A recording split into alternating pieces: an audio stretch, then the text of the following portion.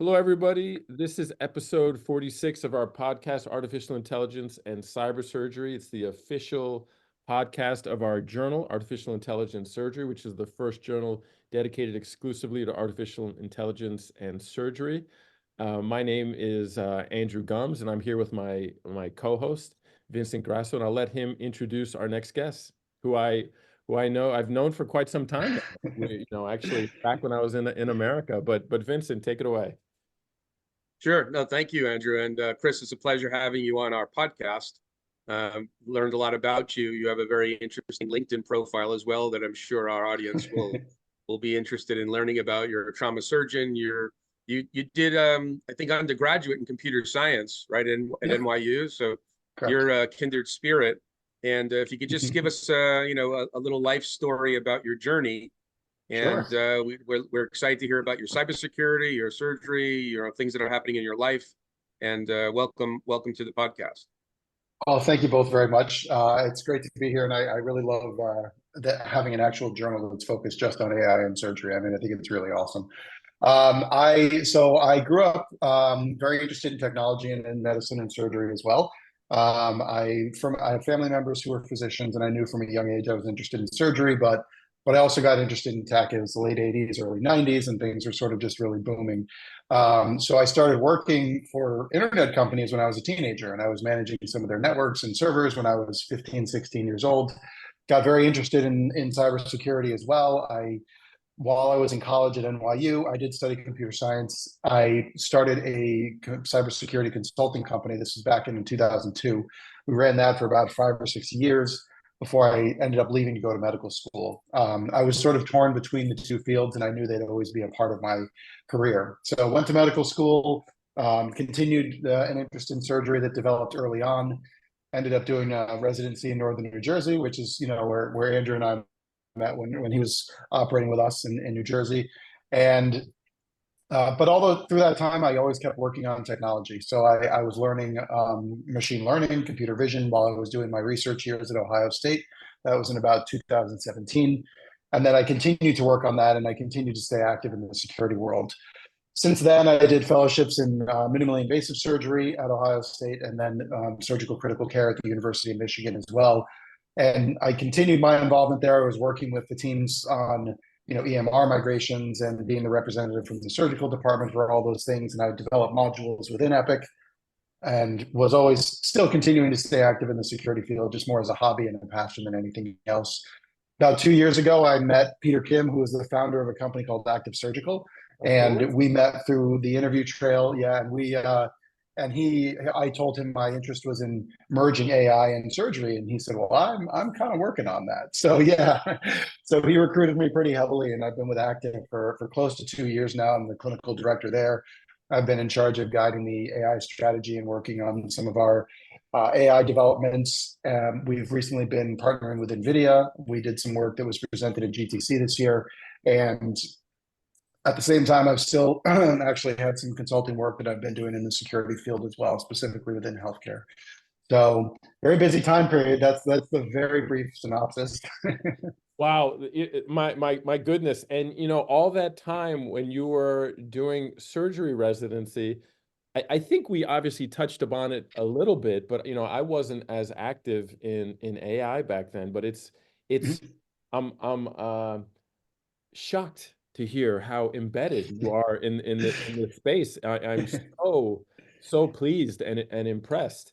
I always kind of joke with some of my guests. Even like the last person we had on was Steve Bell, which you may or may not know. He was at CMR for a while, but he was doing the podcast, but on a quasi interview. And you don't know it either, but you're on a quasi interview. We like to do the podcast and get to know people and kind of do two birds with one stone. But I'm just curious, how much do you like to publish in this space? Are you a big writer, or are you more of a doer? Because you're obviously doing a lot in the field, but do you also like to write and publish about this type of stuff?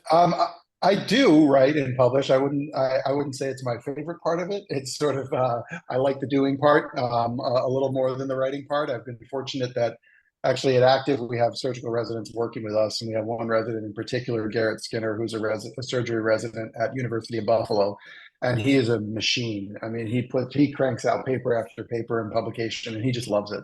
So I've had the opportunity to work with him and mentor him as he's been working on it. So, but once he leaves, that's going to fall back on me. So we're very big on publishing at Active itself. We like to get out there and do the clinical de-risking of our product that we have, as well as to sort of try to push what we're working on. Because So, you know what we don't talk about a lot is cybersecurity, and yeah. you're obviously an expert. And you know, Vincent, correct me if I'm wrong, and you have to take over because something just went down my throat. But we could maybe use a editor of cybersecurity. What do you think about that? Absolutely. No, that's fantastic. I mean, Chris has a unique skill set, and he's an active practitioner rather than just a person that talks the talk. Yeah. So that could be exciting, Chris. You know, Chris, could you talk a little bit about this entity that you're part of to educate the audience a little bit? Active surgery. Sure. Yeah, absolutely. I will say, I will cybersecurity. I think obviously personally, I have a passion for it. I've still stayed active doing consulting work in the field. But I think we're at a very pivotal time, especially when it comes to AI, where AI is just exploding at such a massive rate, and everyone's so focused on all the cool things that we can do with it and how we can advance its technology. And we're sort of seeing same parallels that we did to 2 or 3 decades ago, where the tech is advancing so rapidly and security is kind of an afterthought. So there have been a lot of big vulnerabilities that have been discovered in the last year or two. So the mindset with security is always that you have to build that in from the very beginning, and it saves you time and money in the long run to put the effort to build that in from the beginning. But nobody wants to do that, obviously, because it's not fun or exciting. Active is a company that we have a device that's on the market that's a FDA 510K cleared. It's been cleared for about 2 years now. We also got the EU CE mark last year, so we're cleared in Europe as well. The device uses something called laser spectral contrast imaging, and what that does is it measures the movement of red blood cells within the surface of the tissue in the OR. So it's a small device that fits between a camera and a scope. It's about 600 grams. And what it does is it can show perfusion in real time. So it can actually give a heat map that shows blue being non-perfused or cold, to green, yellow, orange, and red, indicating higher degrees of perfusion. So it gives similar information to ICG, but it's real time. And you don't have to the inject device, anything. correct. You don't have to inject anything, and it's repeatable. So if you have it turned on and you clamp a vessel, you can actually see the tissue go from yellow to blue as the perfusion stops. Release the clamp, then everything opens up again and goes back to yellow and red. The device also does ICG, so it does both of them. So it's a really nice solution for places that have existing equipment and want to get into the ICG space, but don't have the capacity to buy a whole new tower and expand into a whole new thing. But the really exciting part, which is why I came to it, is that machine and that device also we're working on building AI models and deploying AI models on those same machines. So we have the machine has the capacity and I can't get too much into the technical details, but the machine, yeah, exactly. The box that does the processing has the capability and the power to run AI models on them in real time. And we deployed an initial proof of concept at Ohio State in the end of 2002, which was used in the operating room for a few cases. So it's something we're excited about, and I think we're sort of paralleling both paths. The immediate use for surgeons, of course, is the perfusion assessment. So we've published studies in the colorectal space on low colorectal anastomoses. We've shown a 17.5% decision change in those cases, where it found surgeons an additional 3.7 centimeters of bowel that they didn't know they had based on their white light assessment. And we're doing studies in the esophagectomy space now, as well as urology and some oncology cases, and a lot in the colorectal space again still. Oh my goodness, so many questions. Now, do you ever run into Tim Pollock? He's at Ohio State, or am I crazy?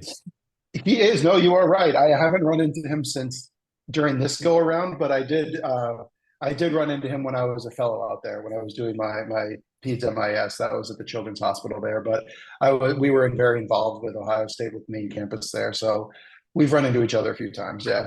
And where are you located now? And where are you from originally? Yeah, I'm in Brooklyn, in New York. I grew up in Manhattan. I was born and raised in the city.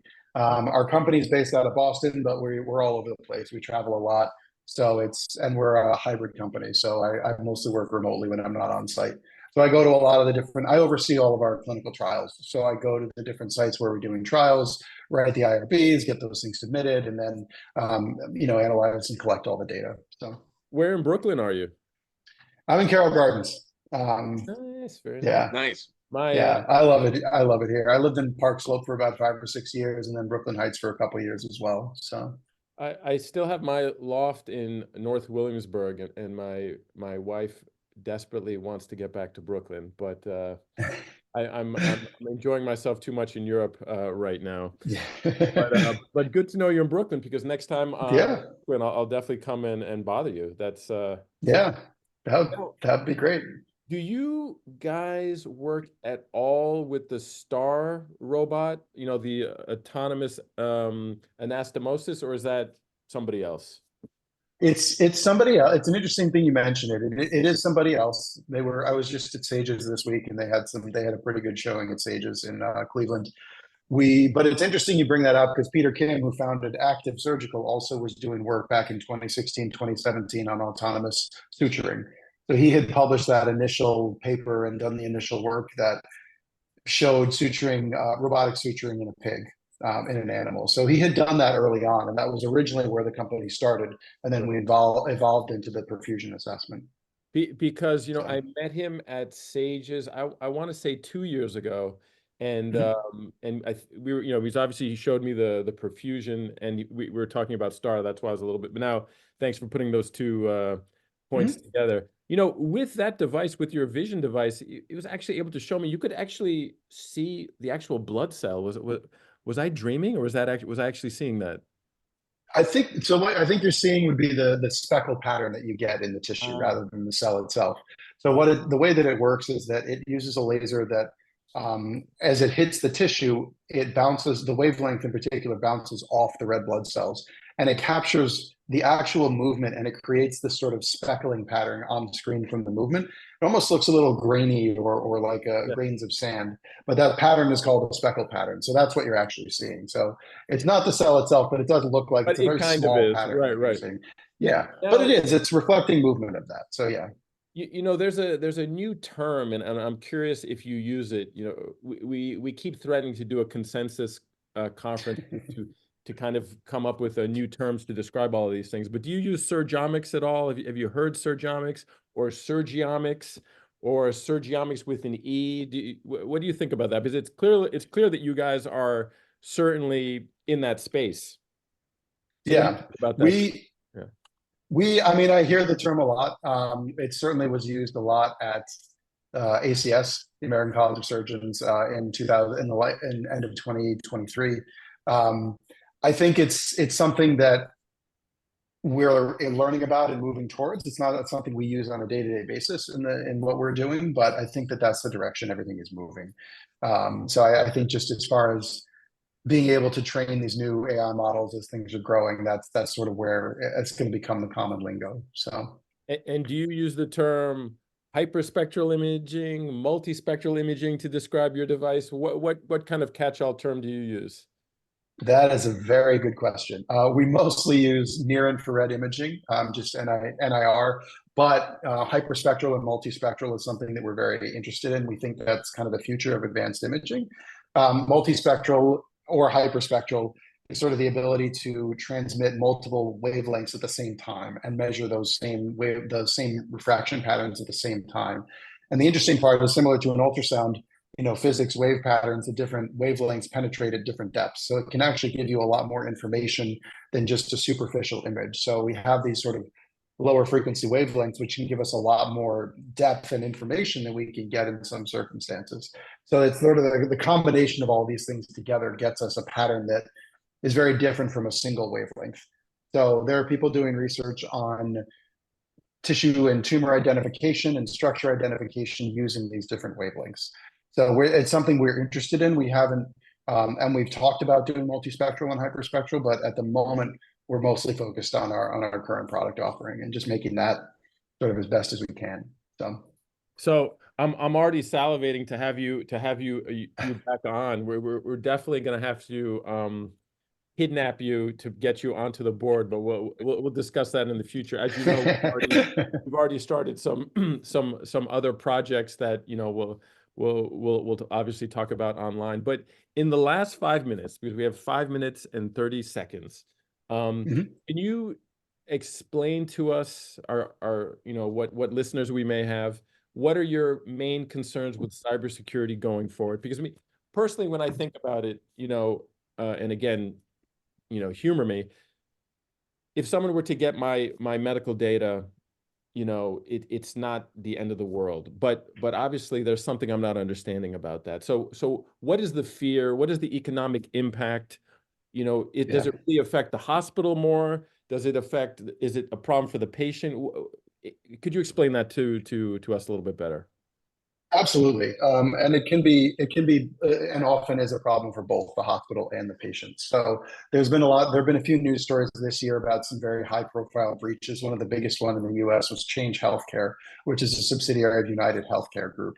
And they were held by a ransomware group back in late February, early March. And what happened is when people are able to break into these networks, ransomware basically functions by encrypting all the data that's on the system.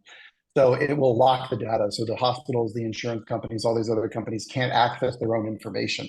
The problem is they can't function as a business if they can't do that. Yeah. So what these ransomware groups will do is they'll lock up the data and tell the companies, you have to pay us $20 million or we're not decrypting your data and you don't get your data back. So that's the immediate issue. It's been about 6 or 7 weeks, if I'm calculating correctly off the top of my head, since Change was initially attacked, and they're still not fully back online. And Wow. so it's not just and they paid a $22 million ransom payment to one of these companies and are then now being extorted by another one of these groups. So, but that's not even the problem. That's not even the one part of it. Change was such a central part of our healthcare system in the US. All of the military prescriptions went through there. So TRICARE and all the vets and pharmacies for militaries around the world couldn't process prescriptions for several weeks.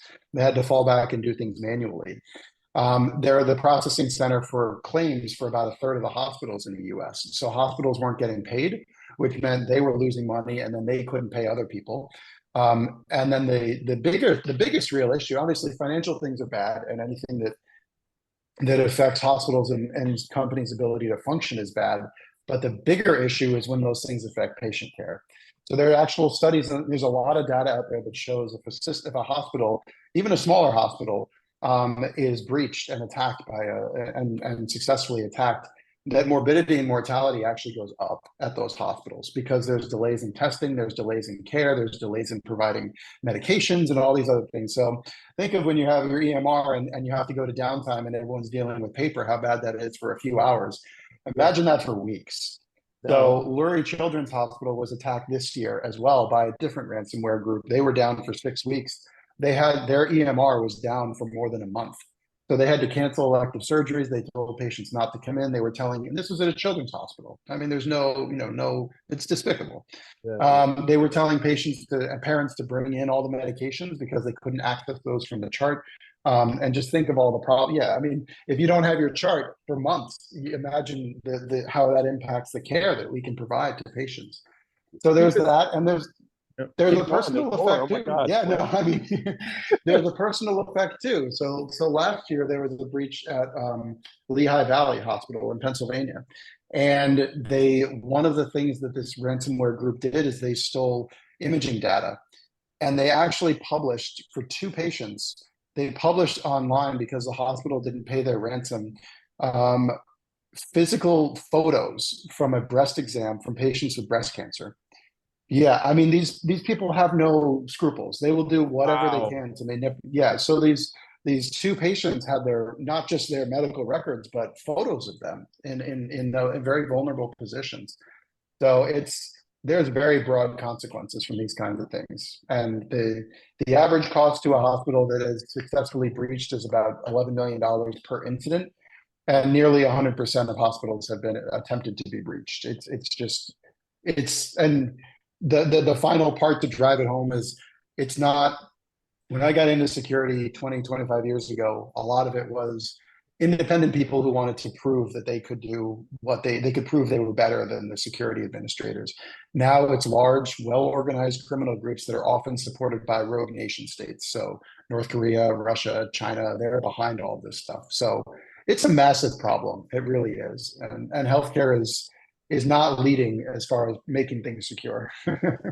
We have less than a minute here, so Chris, we're going to definitely, we'll be in contact. We're going to have to get you on. We might even have you on for our 50th episode. You're such a superstar. That'd be cool. 4 more episodes.